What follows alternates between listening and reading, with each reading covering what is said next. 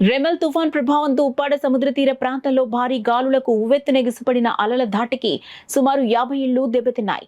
ఈ విషయం తెలుసుకున్న జనసేన అధినేత కొణిదెల పవన్ కళ్యాణ్ దెబ్బతిన్న ఇళ్లను పరిశీలించాలని పిఠాపురం నియోజకవర్గ జనసేన నాయకులను ఆదేశించారు. కాకినాడ జిల్లా జనసేన పార్టీ ఇన్ఛార్జ్ తుమ్మల బాబు, జనసేన పార్టీ పిఠాపురం నియోజకవర్గ ఎన్నికల కోఆర్డినేటర్ మర్రెడ్డి శ్రీనివాస్ నేతృత్వంలో స్థానిక జనసేన పార్టీ నాయకులు కలిసి ఉప్పాడ తీర ప్రాంతంలో పర్యటించారు.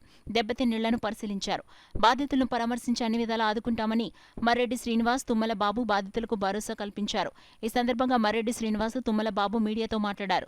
ఈ కార్యక్రమంలో డాక్టర్ పిల్లా శ్రీధర్, తెలగంశెట్టి వెంకటేశ్వరరావు, మచ్చ అప్పాజీ, డాక్టర్ జ్యోతుల శ్రీనివాస్, దేవరపల్లి చిన్నబాబు, పల్లేటి బాపన దొర, లంకా కొండబాబు, సూరవరపు సురేష్, పిల్లా శివశంకర్, మానిడి రంగబాబు తదితరులు పాల్గొన్నారు.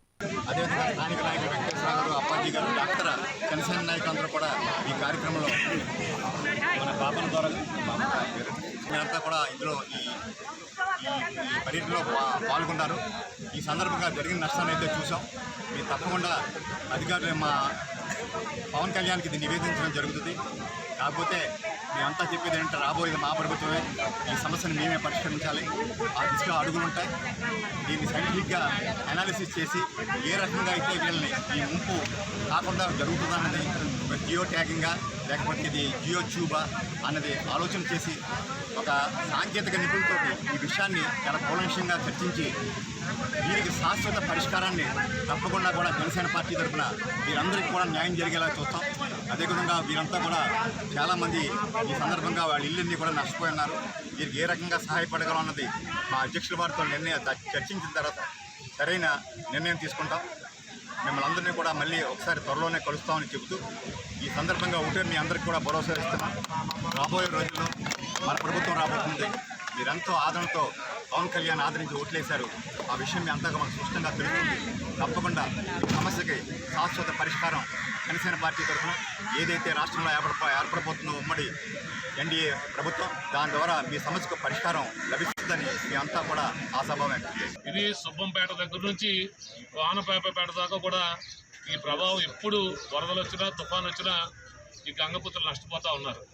పవన్ కళ్యాణ్ గారు ఖచ్చితంగా రేపు రాబోయే ఎన్నికల్లో పిఠాపురం నుంచి గెలవటం, అలాగే కూటమి ప్రభుత్వం ఈ ఆంధ్రప్రదేశ్ రాష్ట్రంలో ఏర్పడిపోతూ ఉంది. పెద్దలు ఇందాక మర్రెడ్డి శ్రీనివాస్ గారు చెప్పారు.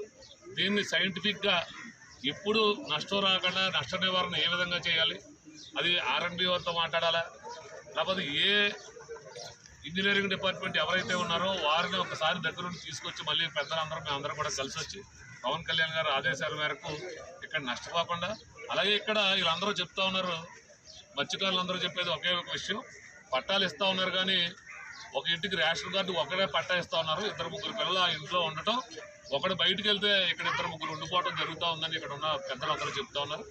ఖచ్చితంగా రాబోయే రోజుల్లో పవన్ కళ్యాణ్ గారు ఖచ్చితంగా దీని మీద మంచి నిర్ణయం తీసుకుంటారు. ఎంతమంది అయితే ఉన్నారో అంతమందికి పట్టాలు ఇచ్చేటువంటి విషయమే కాకుండా గవర్నమెంటే ఇల్లు కట్టేటటువంటి విషయాన్ని కూడా ఆలోచన చేస్తూ ఉన్నారు పవన్ కళ్యాణ్ గారు. ఖచ్చితంగా గంగపుత్రుల పక్షపాతిగా ఈ అన్ని విషయాలు కూడా ఆయన నెరవేర్చడానికి సిద్ధంగానే ఉంటారు.